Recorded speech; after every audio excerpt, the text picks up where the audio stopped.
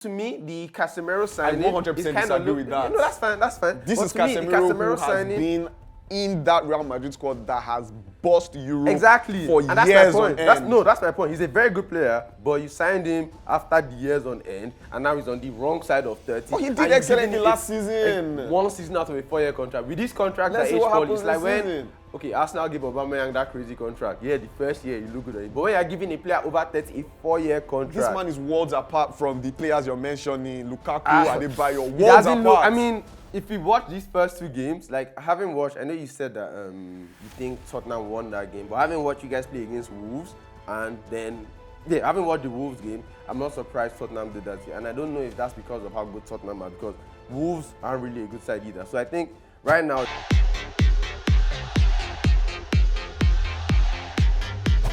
Yo, what's good, Sangalooo Nation? It's your boys back. Gone but not forgotten. It's been a minute, but you know, absence makes the heart grow fonder. The Premier League is back. We're 2 game weeks in, and it's already off to a cracker. Things are happening. Yeah, man. Predictions are falling apart already. Yeah, man. Loads of things are happening. But I think the biggest thing is, or has been, the sheer number of injuries that we've had.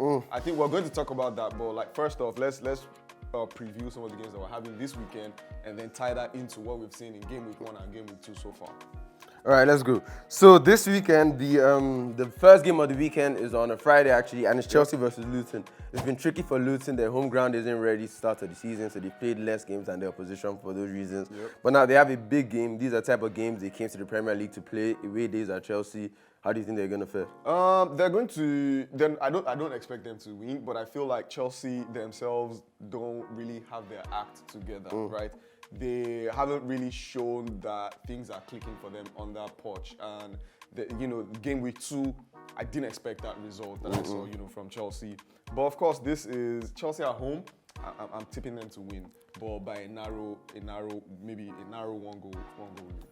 Yeah, speaking about Chelsea gives me so much joy this week compared to last week, the whole Caicedo drama. Like, if you've been following this story, it's incredible. Like, what are the odds that Chelsea's 100 million man comes off the bench in a London derby for 20 minutes, misplaces the ball like 10 times, and then gives away a penalty, so they lose to a 10-man West Ham. Like, you can't write that script. Yeah, on his debut. It was actually crazy. It was actually crazy because it wasn't even just Caicedo. So this is the record transfer. Enzo himself, who cost £105 million, missed a penalty, and then Caicedo, who cost £115 million, £200 million on the bench in DM, on the pitch in DM, that's cost them the game, and then another £60 million one that didn't even make the squad.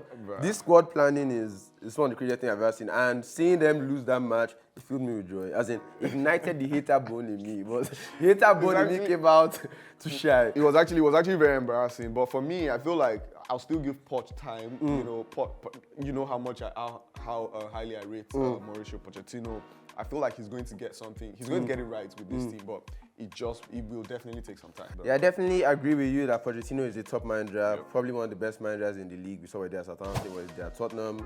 So with the young Chelsea side, you could expect results. But when I look at this Chelsea side, the squad planning has just been so poor. Like, I look at them in attack, and I guess they did bring in Nkunku, but he got injured. But they've known he's been injured for some time, and I'd have thought, Chelsea now replace Nkunku, get some more attacking impotence. But to add 2 more defensive midfielders to that team at the moment, Sterling looked really good in the match he played, but I don't believe in Mudryk. They have another injury to an attacker, and Chukwuemeka.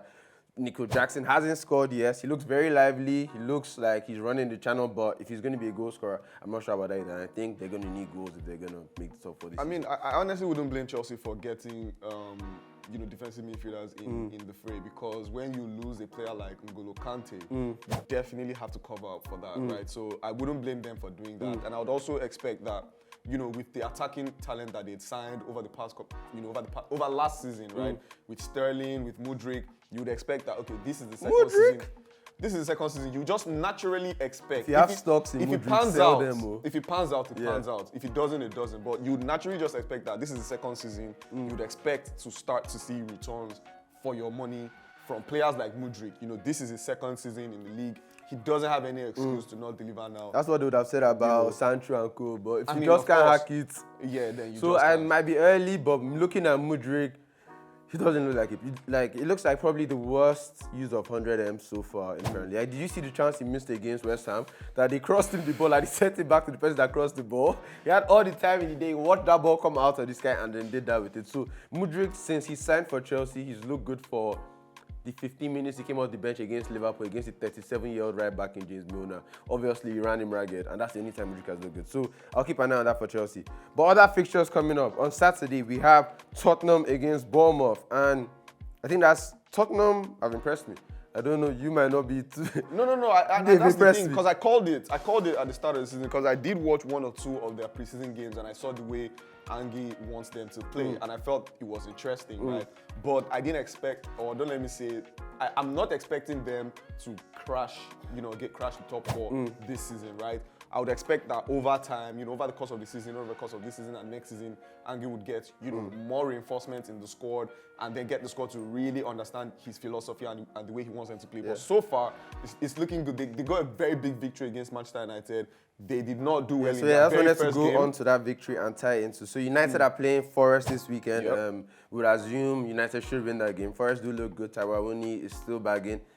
Fun fact, if Taiwanese scores against Manchester United, he will be the African with the longest running streak of goals scored in the Premier League. Yes. He would have surpassed Mohamed Salah and Emmanuel Adebayo. Yeah, and that's very big. I remember how much I waxed lyrical about Taiwanese joining Nottingham Forest, when he signed at the start of last season. And yeah, it's just good for him. Right now, the manager is using him in the position that he definitely excels, and he's starting to reap benefits. But talking about another team that is performing way below expectation, Manchester United. Yeah, so that's what I wanted to get to. So we kind of touched on the Tottenham match and the Manchester United-Tottenham match. So I wanted to ask, is it, watching that match, did it feel like it was a case of Tottenham won that match or Manchester United lost that match? Like, where are you putting the emphasis on when you watch that match? I'd say Tottenham won the match because at the end of the day, it's still a Tottenham side that's playing at home. It's still a Tottenham side that can hurt you in moments. You're still a Tottenham side that has Son Heung-min,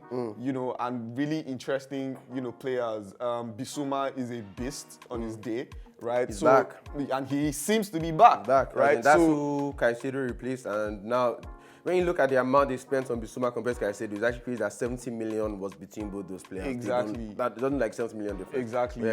Although Bissouma came with his own baggage, that drove the price down. But yeah, that's something. So I think Tottenham did win that game, and the results go to show for it. But Manchester United are in shambles at the moment. Bedding in Mason Mount is not working for Erik ten Hag at the moment. Leaving Casemiro as the only player in the midfield doesn't seem to be working. He seems to want to replicate what Pep Guardiola did with playing 2-10s in De Bruyne and David Silva, back then in that number 10 position, but it doesn't seem to be working. I don't think Mason Mount has the actual technical ability and intelligence to really fulfill that role. I mean, I know, and I said it from the get-go, right? I'd always known that Mason Mount, I never really expected much. You're not backing Mount to succeed. I'm actually not backing Mason Mount to succeed, and I think that's the beginning of the downfall for Erik ten Hag. Yeah. Getting Mason Mount for £70+ million when you did not necessarily need him. Yeah. So yeah, there are a lot of decisions Manchester United have made this season under ten Hag that look like decisions they would have made in the years to pass that were like, yeah, United aren't serious in their banter era. So like now, looking at these first two matches, when I consider the fact that Casemiro at his age is on a 4-year contract at Manchester United, earning £200,000 a week. And bro, I promise you that's not even the problem. I promise you that's just that to really me. I feel like that's the type of decision that was like, it's like signing Lukaku. It's like the Casemiro signing. I 100% disagree with that. That's fine. This is Casemiro who has been in that Real Madrid squad that has bossed Europe for and that's years my point. on end. That's my point. He's a very good player, but you signed him after the years on end, and now he's on the wrong side of 30. Oh, he did excellently last season. One season out of a 4-year contract. With this contract at age 40, it's like when Arsenal give Aubameyang that crazy contract. Yeah, the first year you look good on it. But when you're giving a player over 30 a 4-year contract, this man is worlds apart from the players you're mentioning, Lukaku, Adebayo, worlds apart. If we watch these first two games, like having watched, I know you said that you think Tottenham won that game, but having watched you guys play against Wolves, and then, having watched the Wolves game, I'm not surprised Tottenham did that. And I don't know if that's because of how good Tottenham are, because Wolves aren't really a good side either. So I think right now there's quite a bit wrong at Manchester United. I felt like coming to the end of last season, United were probably the team that looked like they're stable, they're competing for trophies. I feel like somebody's going to be able to break into that Arsenal, maybe chase Arsenal. It would have been Manchester United, but at the moment, I'm starting to doubt that, and we'll see if they can pick that up against Forest. Yep. But other games coming up this weekend, I think this is probably the toughest game this weekend. Liverpool go away to Newcastle. Newcastle are on fire. Then the Champions League, they've reinforced that team. Eddie Howe looks good. Isak is starting and scoring. I think this is a very big game that can, because these are two teams that will be going for a top four. Newcastle made it. Liverpool just missed out on that. Definitely want to make it again. Newcastle want to consolidate their top four. So I think this is a match that can give us the insight into the future. Yeah. How do you think it's going to go? Personally, I think it's Newcastle win. Newcastle are at home as well. Newcastle win all day. They're at home. They're playing excellently. Things seem to be working out for them. They have a clean bill of health. You know, despite all the injuries that we're talking about for most of the sides in the top four, Newcastle is one of those teams that doesn't have the injury problems as well as Manchester City and Liverpool. So Newcastle, I think, will win. Liverpool have not really looked great, even though they've got results in their first two games. They've not looked excellent, in my opinion, and it seems it just takes somebody to unlock it and sort of like exploit that midfield deficiency that Liverpool still have. Attacking wise, you know, they can be swashbuckling, you know, and be great at times, but it's not really clicking at Liverpool as the way they were when they went on to win the Champions League. So I feel like Liverpool is one of those teams that can be beaten, that's there to be beaten, and Newcastle is one of those teams that they are serious, and I think they'll win it against Liverpool. Yeah, so I think it's going to definitely be a tough game. I think Newcastle had their best last season. They got points off. They weren't able to beat Liverpool. So I think if we're going to look a little bit at the history on this new Newcastle side, I think Liverpool, it's a tricky one because we're not really sure how.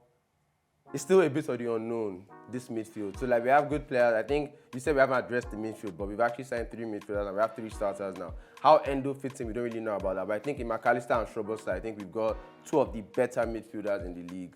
McAllister, we saw what he did last season. Szoboszlai? I definitely think so. One of the better midfielders. I think so. I think obviously it's early days. He's just come to the Premier. Yeah, I mean, so I think that, it might be unproven, but I look at him and I think that's going to be one of the better midfielders. I think he's one of the better midfielders league come the end of the season. I think he looks exceptional. You think he can be one of the better, but not that he is at the moment. I think he is. I think he's yet to display, but I think you will agree with me, and the rest of the world will agree with me that Dominic Szoboszlai is one of the best midfielders in the league. I think he's 22 years old. He's very young. He's shown his versatility, and he was involved in 2 goals already since he's come to the Premier League. So yeah, he looks very good. And then, like he's mentioned, our attack is flying. It looks really good. So compared to last year, I think we're definitely in a better position than we were last season, 100%. And if that means, and last season we only just missed out of the top 4, and all the draws has left the team now. The players that came here and completed our time. So yeah, I think it's going to be a very competitive game. Hard to call, but I'm going to go with Liverpool in that game. I think our attack. Liverpool what? Liverpool to win. To win. I'm going to go with Liverpool to win that game. And we'll be back here on Monday to discuss that. I'll look this camera in the eye, and when it happens, if Liverpool win, you guys should allow Tele brush over the way he brushes over things he doesn't like. You must discuss it. Bro, St. James's Park is a fortress. Like, let's go there. Play. I've been there, bro. I went there last season. It's calm now. What's St. James's Park? What's that? Isak and co. And if you're watching these matches, if you're actually watching Liverpool, there's no way you can tell me Van Dijk looked the same as last season. That can't be true. Let's see. Be honest. Van Dijk. Okay. All right, moving on. Another game that's happening this weekend. This is the last game where the top 6 will be playing. The 2 big clubs who are vying for the Prem. They've started off great, and people like to say stuff like it's only 2 games in, so we shouldn't judge how people are playing. But after 2 games, but from the 2 games, see, you can see that the title race is shaping up. They both have 6 points. City haven't conceded. Have Arsenal conceded yet? And they have conceded. It's not just about them having 6 points. They just seem to show. They're just cruising. That they're clearly ahead of the pack. Exactly. Right? And thing is, City, they look like they're cruising, but this is after they've lost some of their most important players. So if you look at this City side now, if I asked you what City's top 5 players, you probably would have mentioned Mahrez, Gundogan, De Bruyne, Haaland. And Haaland is the only one of those players that's playing at the moment, but they still look like they're able to get the job done. So it's scary. So that's the thing, right? When are City going to stop winning the Premier League? With City, and I feel like I have rated City's transfer window, and I've rated it poorly. But I might be biting my words, you know, at this point. Things have happened, obviously. Things definitely have happened, right? Josko Gvardiol was arguably the best centre back in the World Cup. He's one of the best young centre backs in the world at the moment, and they were able to snag him. In that defense that didn't really seem to have a chink in its armor, right? And they've gone and signed Jeremy Doku as well, who's an excellent winger, a very good winger that can become world class. Yeah. With a manager like Pep Guardiola, you will just expect the Sterling signing trajectory to become great. So Manchester City, even though they look like, having lost Gundogan, having lost. This is the bedding in period. So if you're going to get them now, because after December they're probably going to go on their 15-game win. Exactly. So, but like I said, the two of them, Arsenal and Manchester City, have shown over the past 2 games that they're clearly ahead of the pack. Right? They're going about their business seriously. They're putting teams away, nicely. Arsenal look good, and they're just going slow and steady. Right? So it's good for the two of them. Okay, so that's Arsenal away, Arsenal at home to Fulham. I would expect an Arsenal win. I think that's where we're at this point. We expect Arsenal wins unless the big boys are coming. Arsenal win. Gabriel Jesus is back. Gabriel Jesus is back in training, so things are looking up for them. Nketiah played, he scored a goal. But so speaking about Arsenal and City players out injured, etc. Arsenal have one of their new signings because they have improved their team and Declan Rice look great, but that just drew my mind to another new signing, Julian Timber, who looked good in his first game of the season, but he's also another player who's gotten injured. And there's this conspiracy going on. All the teams, well, most of the teams that played their preseason in the USA on the artificial grass pitches have wound up with a number of injuries. So if you look at Chelsea now, recently Chukwuemeka went down, Nkuku, their star of the preseason, got injured. Reece James has gotten injured again, which we do expect that to happen, but again, it's just when you add it to the fact that all these other players got injured, it just looks like we have to look at the pitches. Yeah, and then you look at Manchester United, who we've mentioned the crisis that they look like they're in performance-wise, but then when you consider Shaw's gotten injured now, Mason Mount's gotten injured now, Malacia is also injured, and Højlund, this isn't to do with America, but his injury has been extended. Even so Malacia's injury too wasn't necessarily because he missed the preseason. So when you so that's our question of the day, Edwin. Do you think it is tied to the American pitches? Do you think, or is it just tied to us playing so many more games? I think it's tied to the American pitches, because if it's about the Premier League playing so many more games, why do you have the same crisis in Real Madrid over there in Spain, where Thibaut Courtois, has gotten injured and they had to sign Kepa Arrizabalaga, and then Militao got a crazy injury too. Even Barcelona have on that around. Yeah. So Barcelona too seem to be having injury issues as well, and they played in America. So this thing you can't brush it under the rug. But the truth remains that the number of games that football clubs have been playing and players have been subjected to over the past couple of years is definitely coming back to haunt them. I heard again that Pedri actually picked up an injury, just recently again as well.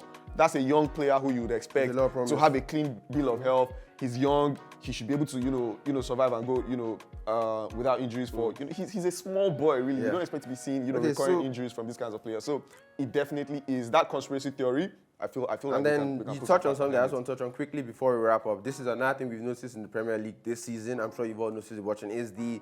So whilst we're complaining about players getting injured and the amount of games they're playing, the preseason commitments, players are talking about all the traveling they were doing interstates in America, all the press and all that, how that got them tired. When you now consider that in this season, they've implemented new laws so it's like the World Cup now, they want to see all the extra time played. So in past seasons, we found cases where the average runtime of football matches where the ball is in play was about 60 minutes, and in extreme cases, we've even seen it under 15 minutes. So from one side, the referees and the PFA are trying to combat that by saying, okay, we'll play the full extra time, but the players are complaining that we already played too many games. Where is the middle line there? Because you can obviously see from one side that fans feel like they're being cheated if they're watching 60 minutes of football because players are wasting time. But players feel like these 12 minutes extra time is essentially so if you play 2 matches now, 90 minutes goes to 12 minutes and the other match goes 12 minutes. It's like playing extra time in matches. Yeah. What do you think? So very quickly, I'll just say I don't back it, right? I'm not for it. The players are playing too many games. Players are falling like flies. It's just backed by greed, right? You want players to play this number of tournaments, and you want them to still give you. I mean, they're not workhorses at the end of the day. They're human beings. So basically, I'm not for it. Right? Yeah. I think it's tricky, and I think we can get into this in more detail as we go on. But generally, I think it needs to find a balance, and these 12 minutes can go on. So whether that, I like how they're combating with the yellow cards to make players not waste time. But these 12 minutes can go on, and something needs to be looked at. But that is our episode. We've given you our predictions for the Premier League. We didn't really touch on the other leagues in this episode, but we'd like you guys to let us know your thoughts in the comment section. How are Madrid going to fare? How are Barcelona going to play? All the big teams we keep our eye on. Napoli, Osimhen scored a great goal already. Yeah. Let us know your thoughts on all that. Let us know your predictions on the matches we've mentioned. Let us know your thoughts. So the hit or miss for today